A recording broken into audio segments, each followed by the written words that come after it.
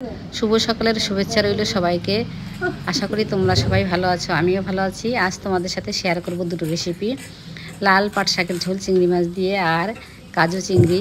লাল পাট শাকটা কলকাতাতে আমি দেখিনি এখনও, আমাদের বাড়ি জলপাইগুড়ি, ওখান থেকে আমার দিদি পাঠিয়েছে, তাই ভাবলাম তোমাদের সাথেও শেয়ার করি। এই রেসিপিটা খেতে কিন্তু অসাধারণ লাগে। তোমরা যদি কোনোদিন এই পাট শাকটা পাও, খেয়ে দেখবে আর আমাকে জানাবে কেমন লাগলো। কে কে খেয়েছো সেটাও কমেন্ট করে জানিও। প্রথমে আমি কড়াতে পরিমাণ মতন জল দিয়ে পেঁয়াজ কুচি আর কাঁচা লঙ্কা চিরা দিয়ে নুন দিয়ে শাকটাকে সেদ্ধ করে নেবো, নামিয়ে নেব। চিংড়ি মাছটাকে পরিষ্কার করে ধুয়ে নুন হলুদ মেখে নেব। কড়াটা পরিষ্কার করে ধুয়ে নিয়ে এরপরে 2 চামচ মতো তেল দিয়ে দুটো শুকনো লঙ্কা, একটু কালো জিরে ফোড়ন দিয়ে একটা পেঁয়াজ কুচি দিয়ে একটু ভাজা ভাজা করে নেব। ভাজা ভাজা হয়ে এলে এরপরে নুন হলুদ মাখানো চিংড়ি মাছটাকে দিয়ে 3-4 মিনিট মতো ভেজে নেব।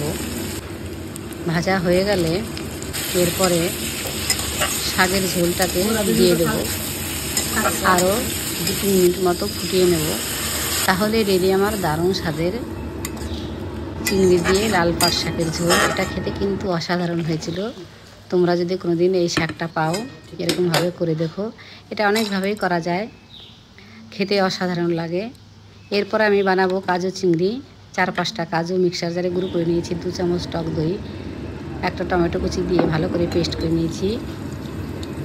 2 টেবিল চামচ মতো সর্ষের তেল গরম করে 2টো তেজপাতা, গোটা গরম মশলা আর 2-3টে পেঁয়াজ কুচি দিয়ে ভালো করে ভাজা ভাজা করে নেব।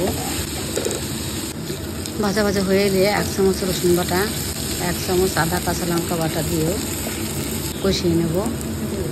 এরপরে কষানো হয়ে গেলে পরিমাণ মতো নুন, হলুদ আর 1/2 চামচ করে জিরে গুঁড়ো, ধনে গুঁড়ো, গরম মশলা গুঁড়ো, কাশ্মীরি মির্চ দিয়ে একটু কষিয়ে নেব।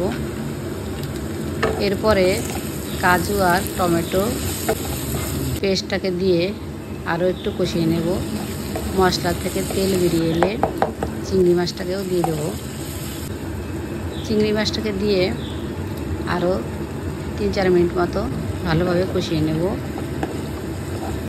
ভালোভাবে কষানো হয়ে গেলে মিক্সার জার ধুয়ে এরপরে 1 কাপ মতো জল দিয়ে দেব, দিয়ে 3-4 মিনিট মতো ফুটিয়ে নেব। 1/2 চামচ মতো চিনিয়ে দিয়ে দেবো স্বাদটাকে ব্যালেন্স করার জন্য, যেহেতু টক দই দিয়েছি।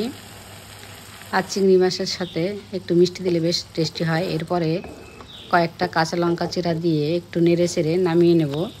তাহলেই রেডি আমার দারুণ স্বাদের কাজু চিংড়ি। এই রেসিপিটাও খেতে ফাটাফাটি হয়েছিল।